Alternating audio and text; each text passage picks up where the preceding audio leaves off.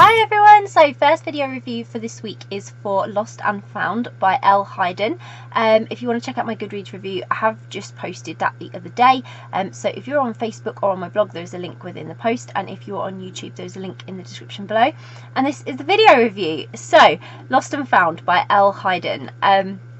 So this, I believe, is a debut from Elle, and it was a really strong debut in terms of its concept and the storyline. It was mystical, magical, and actually really heartwarming, which was really sweet. So basically it's a story about Selena and Rhea. They're both kind of looking to the future and how that's going to work for them. Selena is looking to settle, so she is looking for a new home, a new job, a future. She's kind of just getting by, and while she's traveling, she comes across some signs and her spirit guide, which is really surreal for her, but she sort of trusts it. And she's led to Rhea's farm and a job where she's just been hired as a, I'm going to say this, I'm probably going to get it wrong, a botanist. I don't even know if I said that right. If I said that wrong, someone tell me. Anyway, so she's been hired by Rhea to work on her farm, her complex, and Selena's instantly attracted to her. Like, you can tell they have this instant connection, but it's really not that simple for either of them.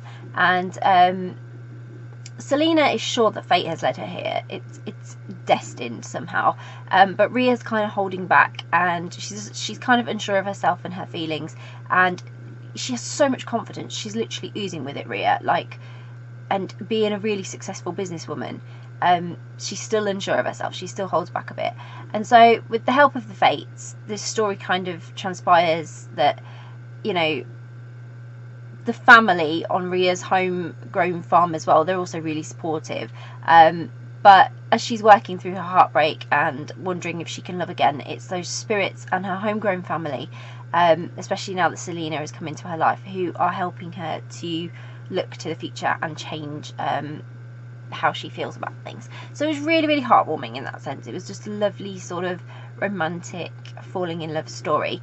And it was kind of slow burn as well, so that was nice as well, because I love good slow burn. If you can get that slow burn pace right and you still have that attraction and sort of friendship relationship between the characters, it's really good.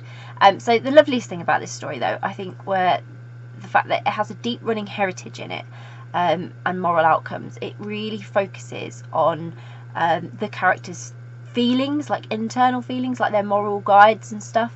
And Elle has brought sort of a lovely mystical romance, completely based around the idea that fate plays a big part in finding love.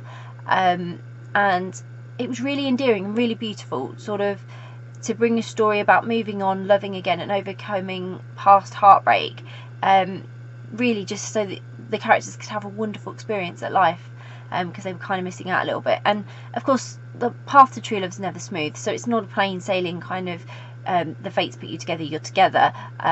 It's, you know, it's got plenty of drama, and it is slow burn, like I said. So it completely fitted the story, though, to have that slow burn and that drama in there.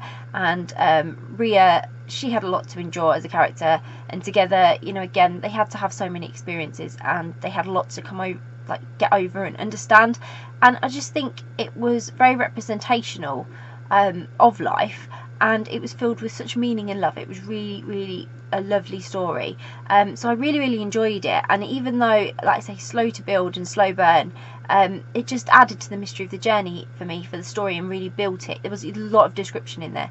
There was a lot to take in, but it all added to building and getting you invested in the story. So I really like that. And I loved their characters. I mean, Selena and Rhea, their characters, both alone, both together, were really amazing characters.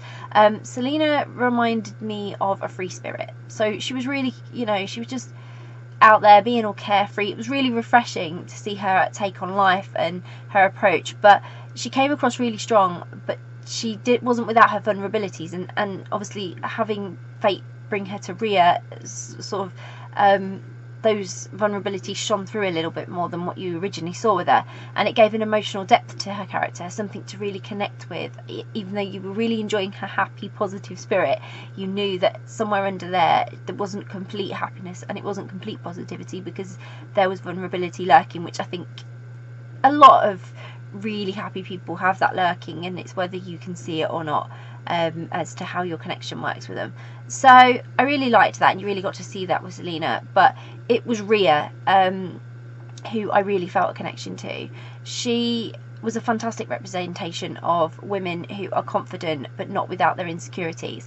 Like I say, she had so many vulnerabilities and insecurities, and one of them being body confidence issues, which she shouldn't really have, because by her description she sounded absolutely amazing, so I don't know what her problem was. But I get it. It's really hard when you are subconscious about your looks and your age and everything else. So I really thought this added something to her character, and it only strengthened any love of the genuine connection between her and Selena, and the genuine connection that you got as a reader as well. She was a wonderful character. I really love Rhea, so I'm hoping we'll see more from these two in the future, because I think they've got an amazing future, and I think it'd be amazing to read about it. But it was a really good read with lots of wonderful meaning, and I really enjoyed it. So I'll pop a link in the description so you can go and grab a copy of Lost and Found by Elle Hyden. If you've read Lost and Found, please let me know what you thought of it. How did you find it? How did you find the story? Who was your favourite character? If you haven't read it yet but you're planning to read it, it's on your to read list, or you're now just really interested in reading it, again, drop us a line, because it's always great to hear what you're interested in reading. And if you do read it, I really hope you enjoy it. Bye!